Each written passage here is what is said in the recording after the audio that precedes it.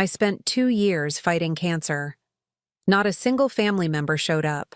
Not my son, not my daughter-in-law, not even my grandson. But out of nowhere, my daughter-in-law appeared at my brand-new $2 million beach house I had inherited from my brother. When I opened the door, I calmly spoke 3 words. I'm glad to have you here. Follow my story until the end and comment the city you're watching from, so I can see how far my story has reached. 2 years, 730 days of fighting for my life while my own family acted like I was already dead. I'm 62 years old, and I thought I knew what loneliness felt like. I was wrong. Real loneliness is sitting in that sterile oncology waiting room, watching other patients surrounded by children, spouses, friends, while I clutched my purse and tried to pretend I wasn't completely alone. The diagnosis came on a Tuesday in March: breast cancer, stage 2. The doctor's words felt like they were coming from underwater as he explained treatment options, survival rates, the importance of having a strong support system. I nodded and smiled, already knowing I'd be facing this battle by myself. My first instinct was to call Marcus, my son. At 38, he'd built what looked like a perfect life with his wife Ariella in their suburban McMansion. I dialed his number with shaking fingers, rehearsing how I'd break the news gently. "Mom, I'm in a meeting," he answered, without even a hello. "Can this wait?" "Marcus, I need to tell you something important. I just came from the doctor and, look, whatever it is, can you text me? I've got back-to-back calls all afternoon." The line went dead before I could say the word cancer. I sat in my car in the hospital parking lot and cried for the first time since my husband died 8 years ago. Not because of the cancer. I was ready to fight that. I cried because my own son couldn't spare 2 minutes to hear that his mother might die. The first chemotherapy session was on a Thursday. I'd prepared myself for the nausea, the fatigue, the hair loss. What I hadn't prepared for was the crushing weight of walking into that treatment center alone while every other patient had someone holding their hand. The nurse, a kind woman named Patricia, noticed immediately. "Is someone coming to pick you up, honey? You really shouldn't drive yourself home after chemo." I lied and said my ride was running late. Patricia gave me a look that said she'd heard that excuse before, but she was too professional to push. 3 hours later, I drove myself home in a chemical haze, gripping the steering wheel with white knuckles. That night I called Marcus again. This time Ariella answered. "Oh, Doreen," she said in that syrupy voice she used when she wanted something. "Marcus is at the gym. Is everything okay?" I took a deep breath. "Ariella, I started chemotherapy today. I have breast cancer." Silence. Then, "Oh my God, wow. When did you find out?" 2 weeks ago. "I've been trying to tell Marcus, but, well, you know how busy he is with the promotion and everything. This is just such shocking news. We'll definitely need to process this." Process this. Like my cancer was a business proposal that needed review. "I was hoping maybe you and Marcus could visit this weekend. I could use the company, and I'd love to see little Marcus." Another pause. "This weekend is actually terrible for us. We have Marcus's work thing, and little Marcus has soccer, and I promised my mother. But we'll definitely figure something out soon, okay?" Soon never came.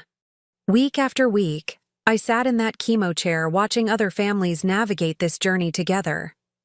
There was Mrs. Chen, whose daughter flew in from California every treatment cycle. There was Robert, whose wife never missed a session and brought him homemade soup every time. And there was me, making small talk with the nurses and pretending I had somewhere to be after my treatments. The hair loss started in week 4. I woke up to chunks of brown and gray on my pillow, and by noon, I looked like I was molting. I called Marcus from the bathroom, staring at my reflection in the mirror. "Mom, I told you I'm in meetings all morning," he snapped when he answered. "My hair is falling out, Marcus. All of it. I'm scared." A long sigh. "Look, that's normal with chemo, right? It'll grow back. Listen, can I call you tonight?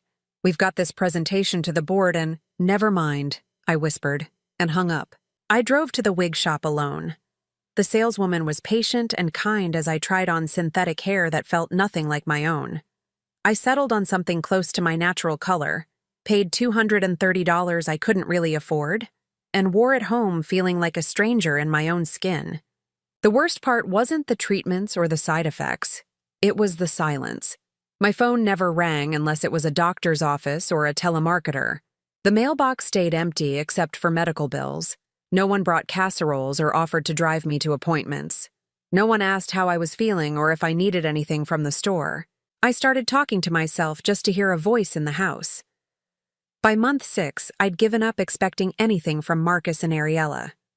They'd sent one card, a generic thinking of you thing with no personal message, and that was it.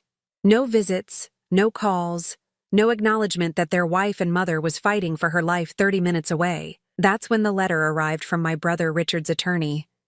I almost threw it away without opening it. Richard and I hadn't spoken in over a year, not since some stupid argument about our mother's estate. But something made me tear open the envelope, and the words on the page stopped my heart. Richard had died suddenly of a heart attack, and he'd left me everything.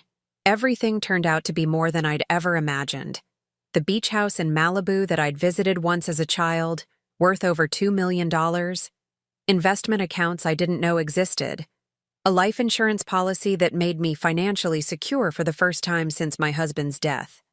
The irony wasn't lost on me. The brother who'd been estranged from me for years had provided more support in death than my own son had shown during my entire cancer battle. I finished my treatments in February, 18 months after they'd started. The oncologist used words like remission and excellent response, but I barely heard him. I was thinking about the keys to a beach house where I could start over, away from the disappointment of the family that had forgotten I existed. The moving truck came on a Saturday. I packed up 27 years of memories from the house where I'd raised Marcus, where I'd nursed my husband through his final illness, where I'd spent 2 years fighting cancer alone. As I loaded the last box, I realized I hadn't heard from my son in over 3 months. The beach house was everything I'd remembered and more. Floor-to-ceiling windows overlooking the Pacific, a kitchen that actually got sunlight, bedrooms that didn't echo with loneliness. For the first time in years, I felt like I could breathe. I'd been there exactly 6 weeks when the doorbell rang on a Tuesday morning. I wasn't expecting anyone. I'd been careful not to share my new address with Marcus or Ariella. Through the frosted glass, I could see a woman's silhouette, familiar but unexpected. My heart raced as I reached for the door handle. After 2 years of silence, what could possibly bring my daughter-in-law to my doorstep now? I opened the door to find Ariella standing on my new front porch, looking like she'd stepped out of a magazine. Her blonde hair was perfectly styled, her makeup flawless despite the California heat, and she wore a flowing white dress that probably cost more than my monthly cancer medication bills used to be. But what struck me most was her smile, that practiced, brilliant smile she used at Marcus's work parties and family photos, the one that never quite reached her eyes. "Doreen!" she exclaimed, throwing her arms wide like we were long-lost friends. "Oh my God, you look amazing. I can't believe you didn't tell us about this gorgeous place." I stood in the doorway, not moving to embrace her, studying her face. In 20 years of marriage to my son, Ariella had visited my old house exactly 7 times, and 4 of those were for Christmas dinners I had to beg them to attend. "How did you find me?" I asked quietly. Her laugh tinkled like wind chimes. "Oh, you know Marcus. He's so good at tracking things down. May I come in? It's absolutely scorching out here, and I'm dying to see what Richard left you." There it was. Not, "I wanted to see how you're doing," or "I missed you," or even, "I'm sorry we weren't there when you needed us." She wanted to see what Richard left me.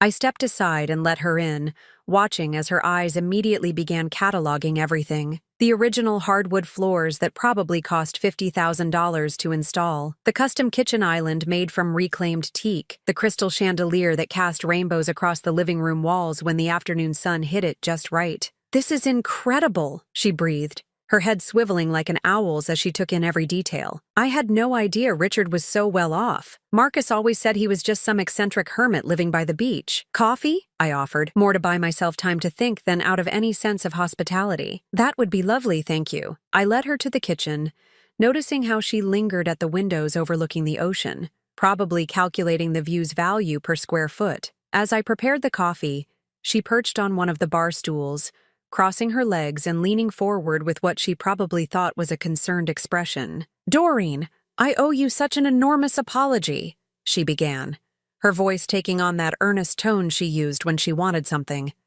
"I know we weren't as present as we should have been during your situation." Situation.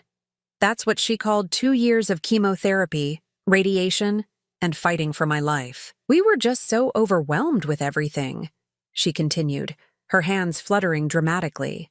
"Marcus's promotion came with so much stress, and little Marcus was having trouble in school, and my mother was having health issues of her own.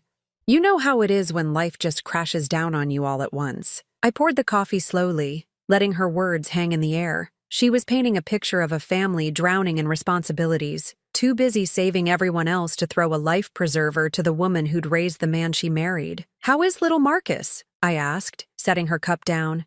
"My grandson, now 9 years old, who I hadn't seen since his 7th birthday party. Oh, he's wonderful, growing like a weed. He's gotten so tall, and he's doing amazingly in soccer. Marcus is coaching his team now." She paused, taking a delicate sip of coffee. "He asks about his grandma Doreen sometimes." The lie was so smooth, so perfectly delivered, that if I hadn't known better, I might have believed it. But I did know better. I knew that little Marcus probably barely remembered I existed, just like his parents had forgotten during the most frightening period of my life. "That's nice," I said simply. Ariella seemed to sense that her first approach wasn't landing the way she'd hoped.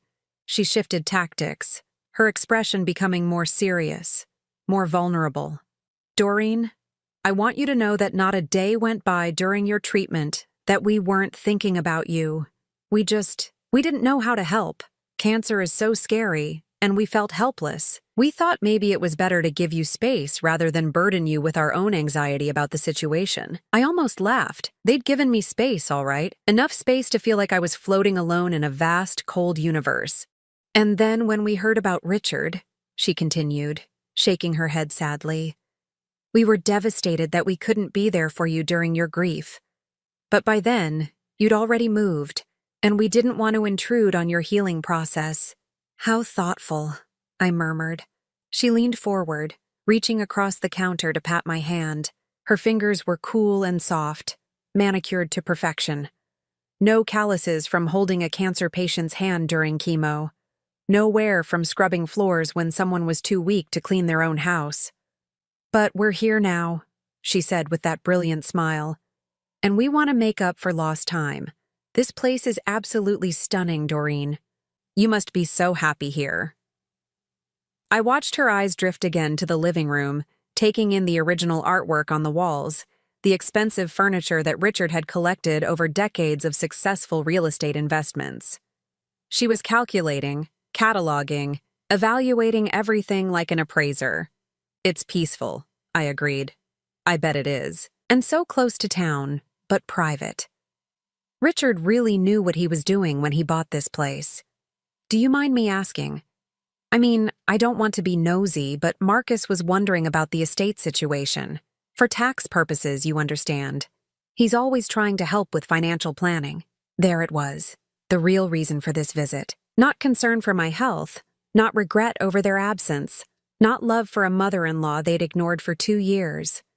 They wanted to know what Richard had left me and what that meant for their own future inheritance prospects.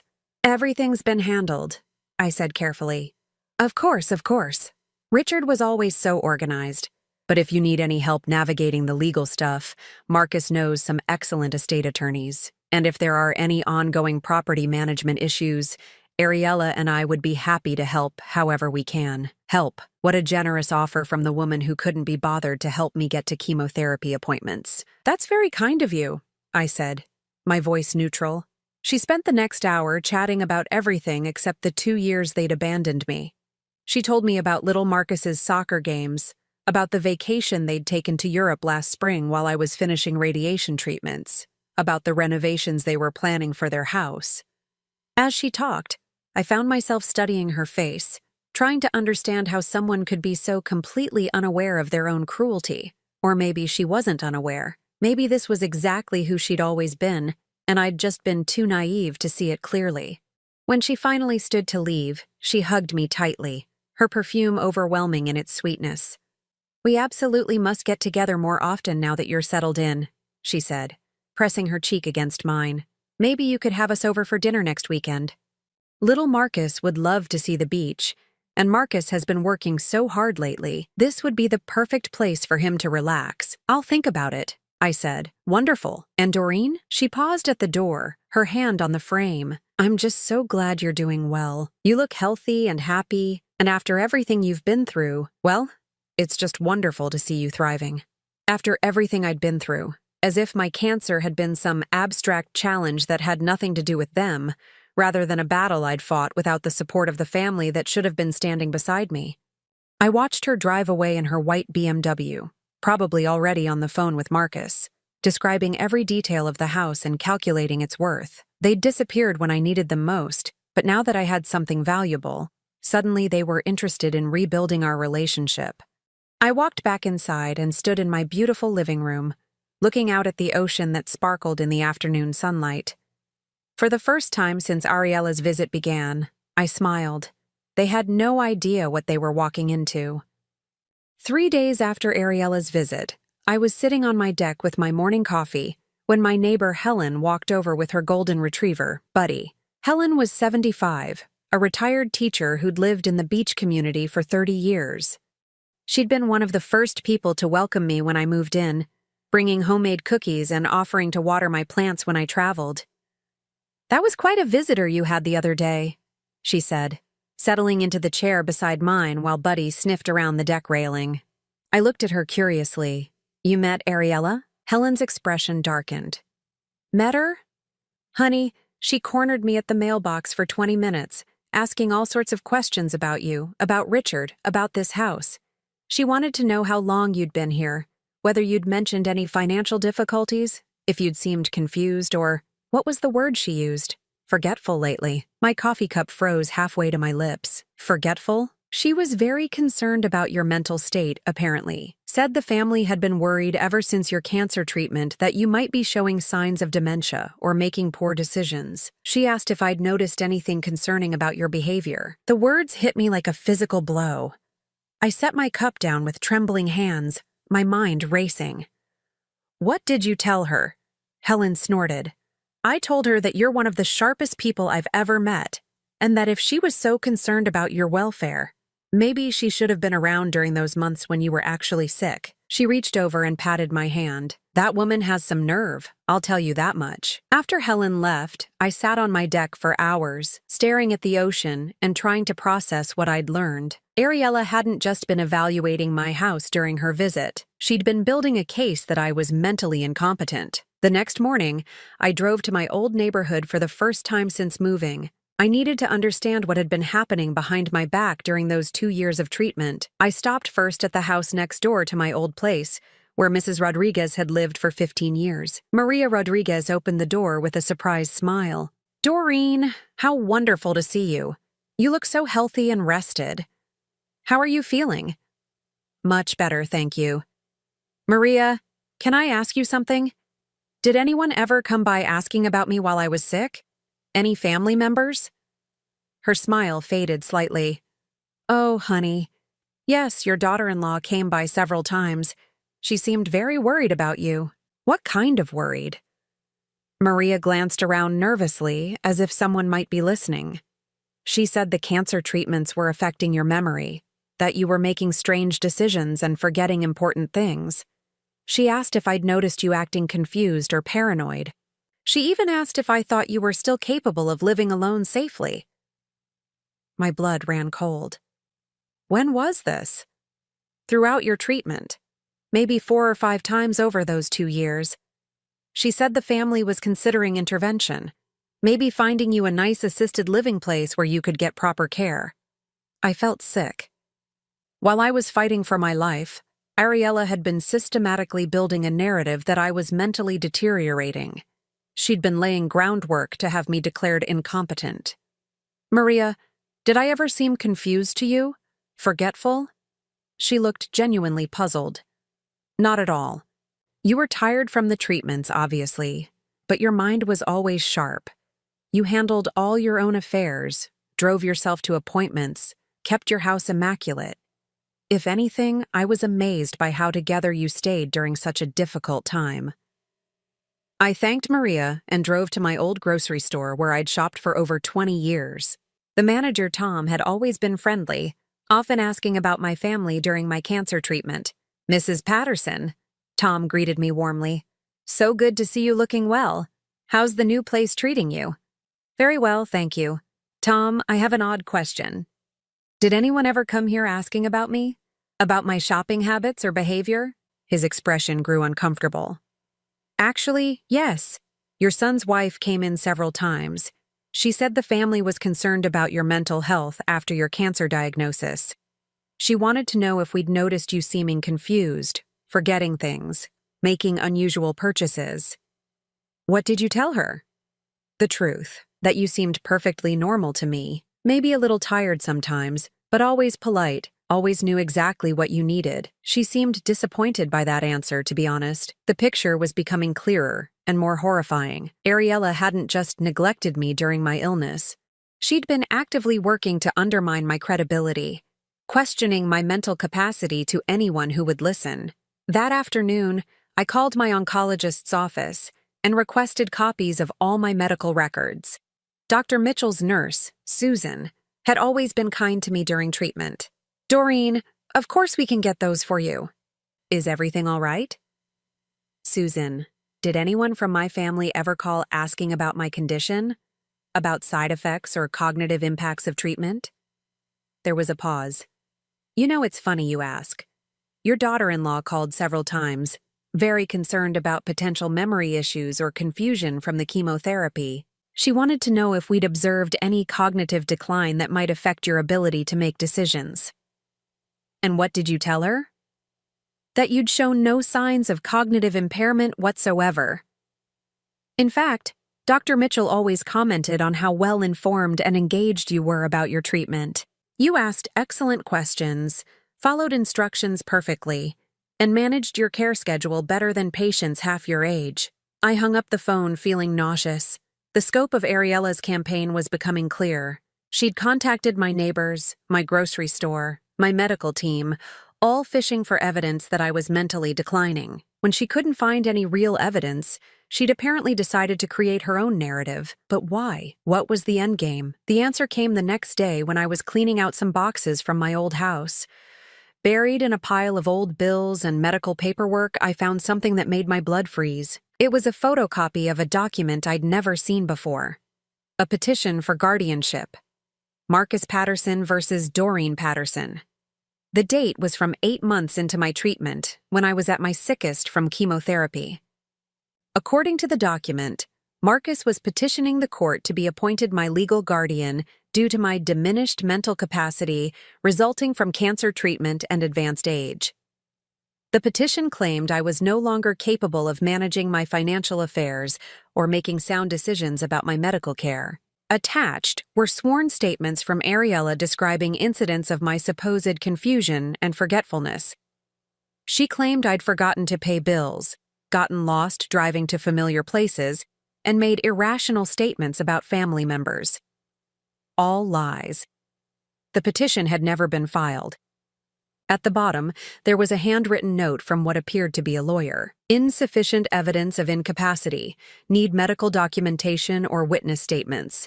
Suggest gathering more evidence before proceeding." They'd been planning to have me declared incompetent. If they'd succeeded, Marcus would have controlled all my finances, all my decisions. And when Richard died and left me the house and investments, they would have controlled that too. I sat in my old bedroom, holding the document with shaking hands, as the full scope of their betrayal sank in. They hadn't just abandoned me during my cancer fight. They'd been actively plotting to steal my independence and my dignity while I was at my most vulnerable. The cruelest part was that they'd almost certainly planned to use my inheritance from Richard to fund their scheme.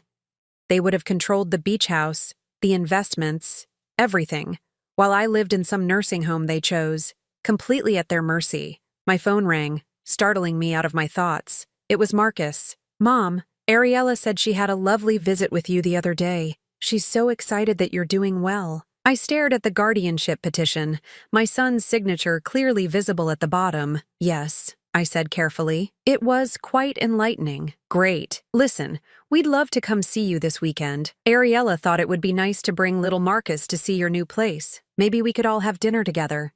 They were circling back, probably ready to launch phase 2 of whatever plan they'd been hatching. But this time, I would be ready for them. That sounds wonderful, Marcus. I'd love to see you all. Perfect. We'll drive down Saturday morning. Oh, and Mom, Ariella mentioned that you seem to be settling in really well. It's such a relief to know you're happy and stable. Stable. Such an interesting word choice. Yes, I said, my voice steady despite the rage building in my chest. I'm very stable indeed. Saturday morning arrived with perfect California weather, and I was ready. I'd spent the week preparing for this visit in ways Marcus and Ariella couldn't imagine. My lawyer, Patricia Chen, had been very interested in the guardianship petition I'd found. Very interested indeed. I'd also made some calls to Richard's estate attorney, a sharp woman named Sandra Walsh who'd handled his affairs for 20 years. The conversation had been eye-opening in ways I hadn't expected. Your brother was quite specific about his wishes, Sandra had told me. He left detailed instructions about what should happen if anyone contested your inheritance or questioned your mental capacity. He was very concerned about potential family interference. That was my brother Richard. Even in death, he was looking out for me better than my own son ever had. The doorbell rang at exactly 10 o'clock. Through the window, I could see Marcus's black SUV in my driveway, the same car he'd driven past my old house countless times during my treatment without stopping. I opened the door to find my son looking uncomfortable in khakis and a polo shirt, clearly dressed up for the occasion. Behind him, Ariella wore another expensive dress, this one pale blue, and she was gripping little Marcus's hand like he might run away. My grandson had grown tall and lanky, all knees and elbows, with his father's dark hair and serious brown eyes. He looked up at me with curiosity rather than recognition, and my heart clenched. This child, who should have been a constant presence in my life, was essentially a stranger. "Grandma Doreen," Ariella prompted brightly, nudging little Marcus forward. "Say hello to Grandma Doreen." "Hi," he said quietly, clearly coached. "Hello, sweetheart," I said, crouching down to his level. "You've gotten so tall. How old are you now?" 9, he answered, then looked back at his mother for approval. "Come in, all of you," I said, stepping aside. "I've made lunch." As they entered, I watched Marcus's eyes sweep the room just as Ariella's had during her first visit. But where she'd been calculating, he looked almost guilty, as if seeing my comfort and security made him uncomfortable. "This place is incredible, Mom," he said, his voice strained. I had no idea Uncle Richard lived so well. "He was very successful," I replied simply. We moved to the kitchen, where I'd set out sandwiches and fresh fruit. Little Marcus immediately gravitated toward the windows overlooking the ocean, pressing his nose against the glass in wonder. "Can I go see the beach, Mom?" he asked. "After lunch, honey," Ariella said, then turned to me with that practiced smile. "Doreen, you've done such beautiful things with this place. Have you thought about what you'll do with all this space? It seems like a lot for one person to manage." There it was, barely 20 minutes into the visit. The concern about my ability to handle my new circumstances. "I'm managing just fine," I said, setting glasses of lemonade on the counter. "Actually, I've been thinking about doing some entertaining. It's been so long since I've had family gatherings." Marcus shifted uncomfortably. "That's great, Mom. You deserve to enjoy yourself after everything. After everything." Such a convenient way to reference 2 years of abandonment. Yes, I agreed. After everything, I've gained a new perspective on a lot of things. We sat down to lunch, and I let them lead the conversation. Ariella chattered about their recent vacation to Hawaii, about little Marcus's school achievements, about the new car they were considering buying. Marcus talked about his promotion at work, the increased responsibilities, the stress of managing a larger team. "It's been overwhelming, honestly," he said, running his hand through his hair. "Sometimes I feel like I'm drowning in obligations. Everyone needs something from me all the time." I took a sip of my lemonade, thinking about all the times I'd needed something from him during my treatment, all the times he'd been too busy, too stressed, too overwhelmed to spare a moment for his dying mother. "That must be difficult," I said mildly. "It is. That's why it's so nice to see you settled and comfortable here." One less thing to worry about, you know? One less thing to worry about. As if I'd ever been anything more than an item on his to-do list. After lunch, I took them on a tour of the house. Little Marcus was appropriately amazed by the ocean view from the master bedroom, and he loved the game room Richard had set up in the basement. For a few minutes, watching my grandson discover the ping-pong table and vintage arcade games, I almost forgot why his parents had really come. Then we went out to the deck, and Ariella started her real work. Doreen, this is such a wonderful setup, but I can't help worrying about you being here all alone. What if something happened? What if you fell or had a medical emergency? There's no one around to check on you. I have neighbors, I pointed out. Helen next door has been very kind. Oh, that's sweet, but neighbors aren't family, and at our age. She paused delicately. Well, we all need to start thinking about these things more seriously. Our age. Ariella was 35 years old. Marcus leaned forward, his expression serious. Mom, we've actually been talking about this, about your future care needs and planning ahead. Have you? We want to make sure you're protected, Ariella continued smoothly, both financially and medically. There are so many decisions to consider, and sometimes it helps to have family involved in the planning process. I watched little Marcus playing at the edge of the deck, building something with driftwood he'd collected, blissfully unaware of the conversation happening behind him. What kind of decisions? I asked. Marcus and Ariella exchanged a glance. Well, estate planning for one thing, Marcus said, making sure your affairs are in order, and maybe considering what level of care you might need down the road. I'm in perfect health, I said. Of course you are now, Ariella agreed quickly, but cancer survivors sometimes face ongoing challenges, cognitive issues from chemotherapy, increased risk of other health problems. We just want to make sure you have support systems in place. There it was again, the suggestion that my mind might not be what it used to be. That's very thoughtful of you both, I said, especially considering how attentive you were during my actual treatment. The words hung in the air like smoke. Marcus flushed red and Ariella's smile flickered for just a moment. Mom, we've talked about this, Marcus said quietly. We know we weren't as present as we should have been. We feel terrible about that. Do you? Of course we do. That's why we want to make sure we're involved now. We don't want to make the same mistakes again. I stood up and walked to the deck railing, looking out at the ocean. Behind me, I could hear them whispering urgently to each other, probably trying to figure out why this conversation wasn't going the way they'd planned. You know, I said, turning back to face them. I found something interesting while I was packing up the old house. Marcus went very still. What's that? I pulled the folded guardianship petition from my pocket and set it on the patio table. Both of them stared at it like it was a snake. Would either of you like to explain this to me? The silence stretched on for what felt like hours. Little Marcus, sensing tension, looked up from his driftwood project with worried eyes. Finally, Marcus cleared his throat. Mom, that was just a precaution. Our lawyer suggested we explore all options in case your health deteriorated. Interesting, because according to this document, you were planning to have me declared mentally incompetent 8 months into my treatment. Not because of health deterioration, but because of alleged cognitive decline that, according to my medical records, never existed. Ariella's face had gone pale beneath her perfect makeup. Doreen, you're taking this the wrong way. We were just trying to protect you. Protect me from what? Making my own decisions? Controlling my own money? That's not. We would never. Marcus stammered. You would never what? Lie to my neighbors about my mental state? Question my grocery store manager about whether I seemed confused? Call my doctor's office fishing for evidence that I was incompetent?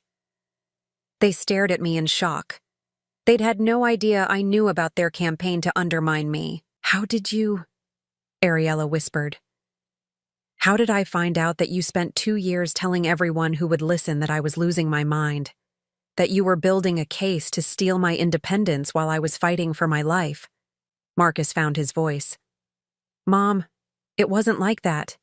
We were worried, and the lawyer said you needed more evidence because you didn't have any. Because I wasn't incompetent then, and I'm not incompetent now. I leaned forward, my voice deadly calm. But you know what I am? I'm rich. Richard left me over $2 million in assets. And suddenly, after 2 years of silence, you're deeply concerned about my welfare. That's not fair, Ariella said, her voice shaking. We're here because we love you. I laughed, a sound with no humor in it. Love? You want to know what love looks like? Love looks like showing up to chemotherapy appointments. Love looks like bringing soup when someone's too sick to cook. Love looks like a phone call on the bad days just to say, I'm thinking of you. Little Marcus had stopped playing and was watching us with wide, frightened eyes. Love, I continued, does not look like planning to have your mother declared incompetent so you can control her money. We never filed it, Marcus said desperately. We changed our minds. You changed your minds because your lawyer told you that you didn't have a case, but you kept the paperwork, didn't you? Just in case. They had no answer for that. I picked up the petition and folded it carefully. Well, I have some news for you both. This house, Richard's investments, all of it comes with very specific legal protections. If anyone ever questions my mental capacity or tries to interfere with my inheritance, there are consequences. What kind of consequences? Ariella asked, her voice barely a whisper. I smiled, and for the first time in 2 years, it felt genuine. The kind that would make your current financial problems look like a minor inconvenience. Marcus and Ariella left 20 minutes later, taking a confused and upset little Marcus with them. As I watched their SUV disappear down my driveway, I felt something I hadn't experienced in years. Power. The phone calls started that evening. First Marcus, his voice tight with barely controlled panic. Mom, we need to talk. Can we come back tomorrow? I think we said everything that needed to be said today. Please. We can explain everything. You're misunderstanding the situation. I almost laughed. After showing them concrete evidence of their scheme to have me declared incompetent, he thought the problem was my misunderstanding. Marcus, I understand perfectly. You and Ariella spent 2 years planning to steal my independence while I fought cancer alone. There's nothing complicated about that. It wasn't stealing. We were trying to help. Help? By lying to my neighbors, by telling my doctor's office that I was showing signs of dementia, by preparing legal documents to have me declared mentally unfit. Silence. Then, in a smaller voice, how did you find out about all that? It doesn't matter how. What matters is that I know exactly who you and your wife really are. The second call came from Ariella an hour later. This time, the mask had completely slipped. Gone was the syrupy sweetness, the concerned daughter-in-law act. Her voice was sharp, desperate. Doreen, you can't seriously be considering cutting us off over some old paperwork that was never even used. Can't I? We're family. We made mistakes, yes, but families forgive each other. And little Marcus adores you. You wouldn't really punish an innocent child for his parents' errors in judgment, would you? There it was, the guilt card, played with precision. Use my love for my grandson to manipulate me into accepting their betrayal. Ariella, in the 2 years I was sick, how many times did you bring little Marcus to see me? We've been through this. We were busy, and we thought, 0. The answer is 0. You used my grandson as a weapon today, dragging him into an adult conversation to make me feel guilty. But you've never once considered what was best for him, including having a relationship with his grandmother. That's not true. When was his last soccer game?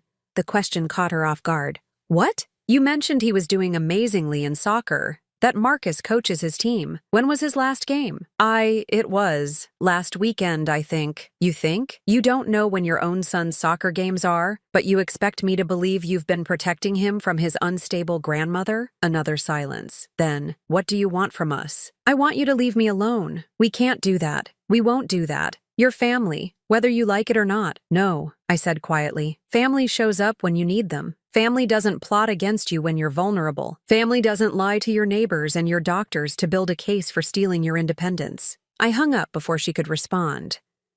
The third call came at 11 o'clock that night. This time it was Marcus again, and I could hear Ariella coaching him in the background. Mom, we're coming down tomorrow. We need to settle this face-to-face. No. What do you mean, no? I mean you're not welcome here anymore. You can't just cut off your family. Watch me. But I knew they wouldn't give up that easily. People like Marcus and Ariella didn't accept defeat gracefully. especially when $2 million was at stake. They showed up the next afternoon anyway, this time without little Marcus. I watched from my window as they parked in my driveway and marched to my front door like they owned the place. The doorbell rang insistently, over and over. I didn't answer. "Mom, we know you're in there!" Marcus shouted through the door. "We need to talk!" I sat in my living room, calmly reading a book, while they pounded on my door and shouted threats and pleas through the windows. After 20 minutes, they gave up and left.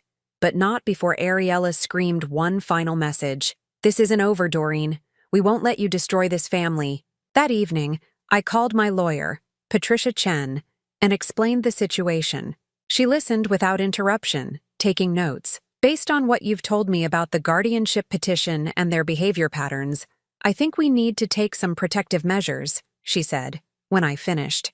People who are willing to plot against a cancer patient aren't going to respect a simple, "leave me alone." What kind of protective measures? A restraining order, for starters. We have grounds based on harassment and the attempted guardianship fraud. I'll also recommend security cameras for your property and an updated will that specifically excludes them from any inheritance. They're already excluded from my will. Good. But we need language that makes it clear any attempts to contest or challenge your mental capacity will result in additional consequences. Richard was smart to build protections into your inheritance, but we can strengthen them. The next week was a blur of legal preparations. Patricia worked quickly to get the restraining order in place, and I had a security system installed that would make Fort Knox jealous. Every entrance to my property was monitored, every conversation recorded. I also made some calls to little Marcus's school, not to interfere, but to understand exactly what kind of parents he was dealing with. The picture that emerged was troubling, but not surprising. Ariella was one of those helicopter mothers who showed up to every school event with a camera and a need to control every detail. Marcus was largely absent, too busy with work to attend most school functions. Their son was polite but withdrawn, according to his teacher, bright but anxious. The kind of child who'd learned early that love came with conditions and that disappointing the adults in his life had serious consequences. My heart broke for him, but I knew that trying to rescue him would only give Marcus and Ariella another weapon to use against me. The restraining order was served on a Thursday. Patricia called to let me know it had been delivered to both of them at their house, with little Marcus presumably watching.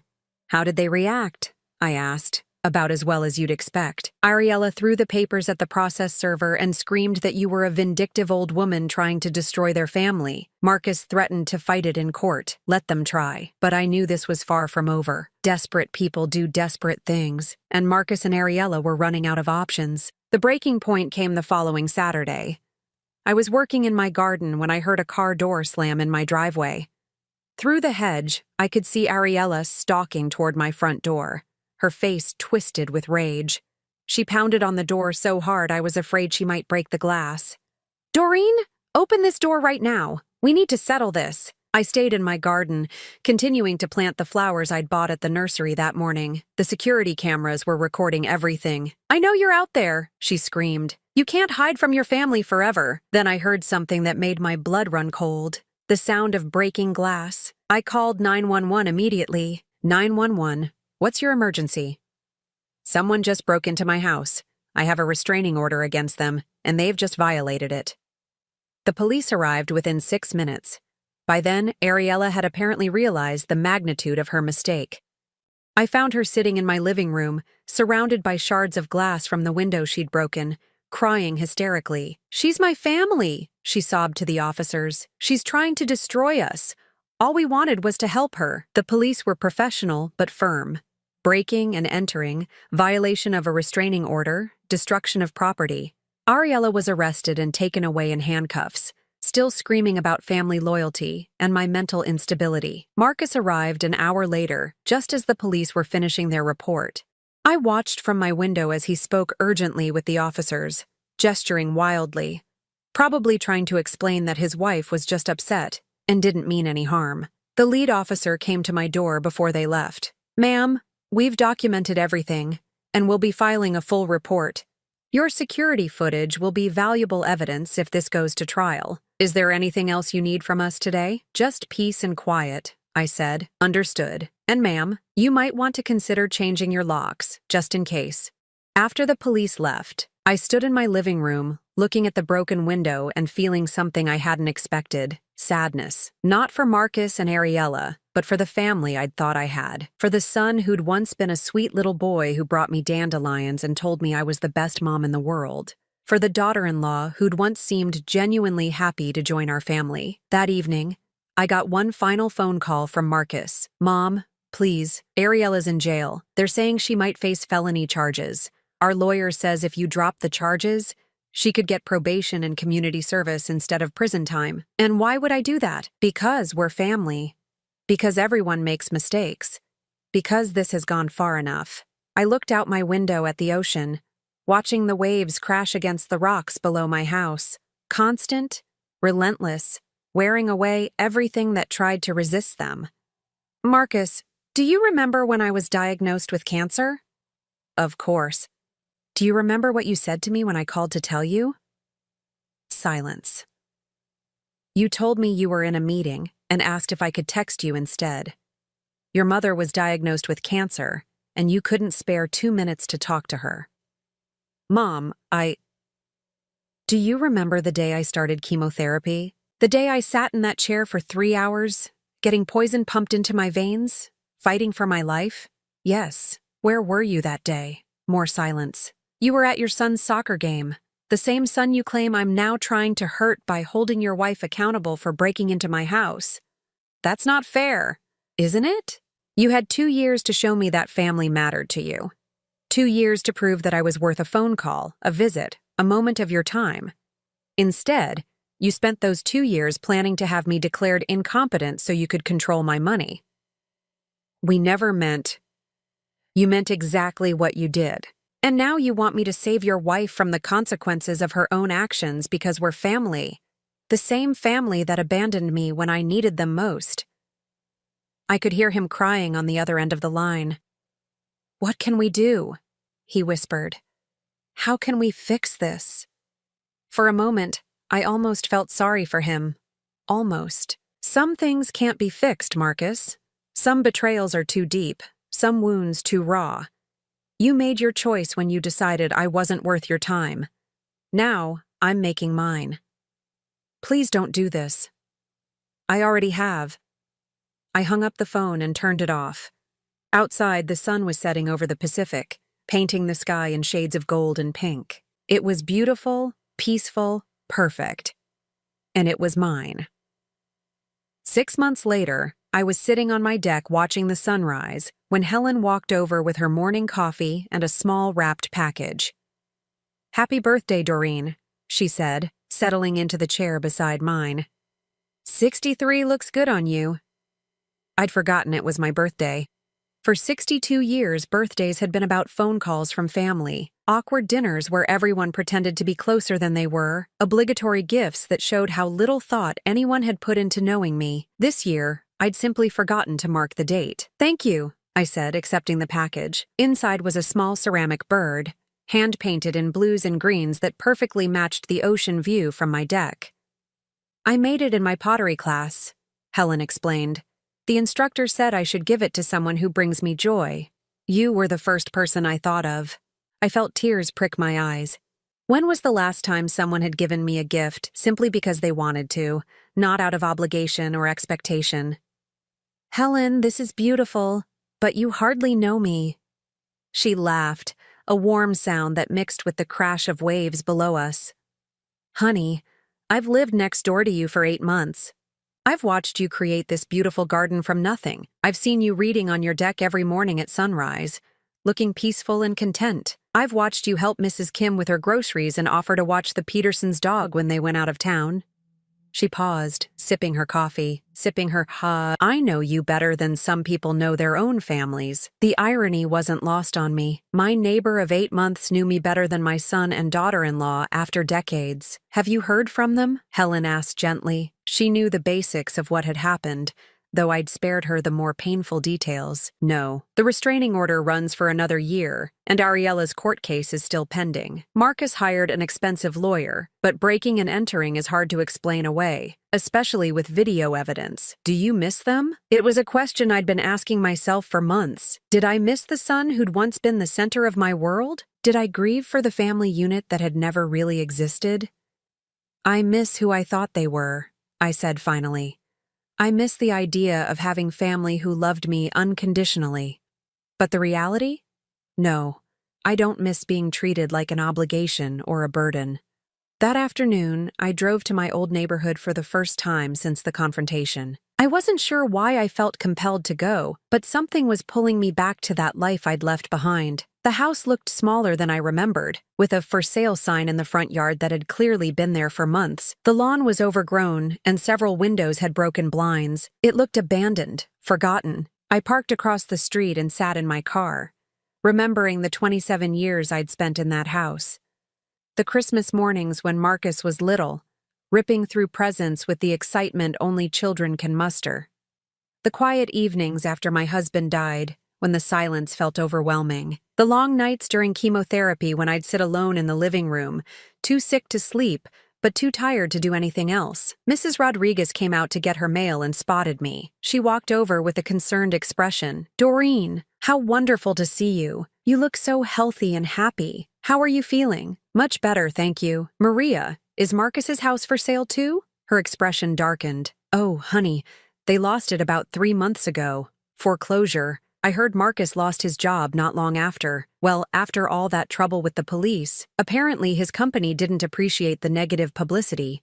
I felt a stab of something that might have been guilt, quickly followed by the reminder that Marcus had brought this on himself. "Where are they living now?" "I'm not sure. I heard they moved in with Ariella's mother, but you know how rumors are. That poor little boy, though. I see him sometimes when Marcus picks him up for visits. He always looks so sad." Little Marcus. In all of this mess, he was the only truly innocent victim. A 9-year-old boy whose world had been turned upside down by his parents' greed and manipulation. "Visits?" I asked. "Oh, didn't you know? Marcus and Ariella separated about 2 months ago. She's living with her mother, and he has little Marcus on weekends. The divorce is apparently quite contentious." I drove home feeling hollow. Their marriage, their financial security, their comfortable suburban life, all of it had crumbled in the aftermath of their scheme against me. Part of me felt vindicated, but mostly I just felt tired. That evening, I found myself looking through old photo albums I'd brought from the house. Pictures of Marcus as a baby, a toddler, a little boy with gap-toothed grins and scraped knees. Pictures of family vacations, birthday parties, school plays. All the moments that had made me believe we were a real family. But looking at them now, I noticed things I'd missed before. In almost every family photo, I was slightly apart from the others, or Marcus was looking away from the camera, or there was some subtle distance that I'd attributed to normal awkwardness, but now recognized as something deeper. The signs had been there all along. I'd just been too desperate for connection to see them clearly. My phone rang, startling me out of my memories. I almost didn't answer when I saw it was an unknown number, but something made me pick up. "Grandma Doreen?" My heart stopped. It was little Marcus, his voice small and uncertain. "Sweetheart, how did you get this number?" "I found it in Dad's phone. Are you really not allowed to see us anymore?" I closed my eyes, trying to figure out how to explain adult failures to a child who shouldn't have to understand them. "It's complicated, honey. Your parents and I had some disagreements about grown-up things. Dad says you're trying to punish us because you're angry. But Mom says you never really loved us anyway, and you're just showing your true colors now." The casual cruelty of that statement took my breath away. Even in the middle of their own crisis, they were poisoning their child against me. "Little Marcus, listen to me very carefully. I love you very much. I always have, and I always will. The problems between your parents and me have nothing to do with you, and they have nothing to do with my love for you. Then why can't I see you? Because sometimes adults make choices that hurt other people, and then there are consequences for those choices. Your parents made some choices that hurt me very badly, and now we can't be around each other. Will it ever get better? I thought about that question for a long time. Would it ever get better? Could Marcus and Ariella ever acknowledge what they'd done and genuinely apologize? Could I ever trust them enough to let them back into my life? I don't know, sweetheart. I hope so, but I honestly don't know. I miss you, Grandma Doreen. I miss seeing your house and playing in your yard. I miss the way you used to make pancakes in funny shapes. I was crying now, tears streaming down my face as I remembered all the moments we'd shared before his parents decided I was worth more to them as a victim than as a family member. I miss you too, baby. So very much. Dad's coming back. I have to go. But Grandma?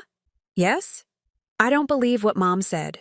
I know you love me. The line went dead, and I sat in my living room sobbing for the little boy caught in the middle of his parents' destruction. A year passed.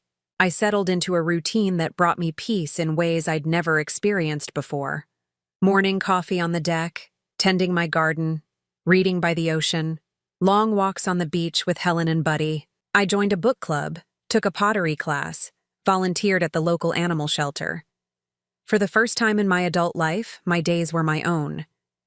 No one needed anything from me. No one was disappointed in me. No one was plotting against me.